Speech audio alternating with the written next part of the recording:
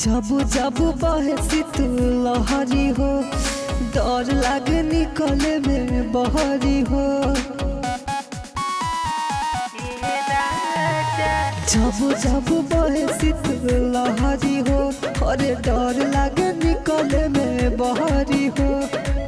काहे से सर्दी बुखार लगता, बुखार लगता हो, बुखार लगता। खरे तू आ जाए बलमुआ, कमरिया में झाड़ लगता।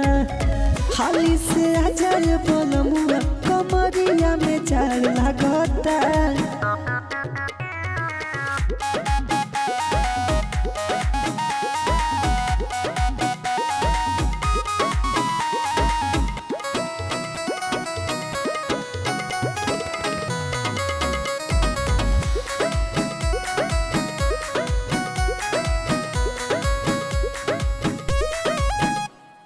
पुआरा के आगी से बीतत नइखे जाड़ा, बोलो न पिया कैसे होई गुजारा। जाला नहीं जाला पिया ओढ़ी के राजाई, मुँह कतनो ढापी। हर ले के सुतीले तकिया वो, तब थर थर कापी। चिंता न बोला का हमारे आवता, हमारे आवता हो, हमारे आवता। खरे तू आ जाए बलमुआ, कमरिया में झाड़ लगता।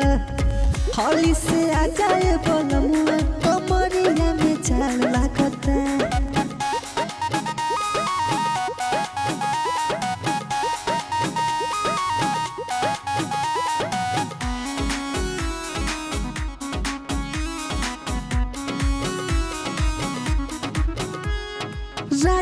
राजा हो हम त जानी कठुआई, पिया हो अमित कहे देला मटियाई।